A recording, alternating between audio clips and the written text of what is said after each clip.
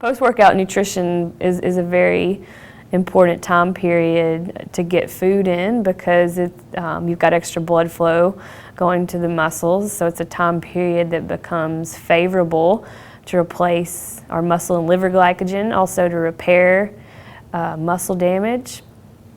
So ideally, post-exercise, you want to consume that meal within 2 hours in a 4-to-1 carbohydrate to protein ratio for endurance athletes and more towards a 2-to-1 carb to protein ratio for our strength athletes would be recommended. Chocolate milk is a good example of the ideal post-workout beverage because it has a 3.5-to-1 carb to protein ratio. Also going to help with hydration, provides some electrolytes, and again, a good source of calcium, and it's cheap. So.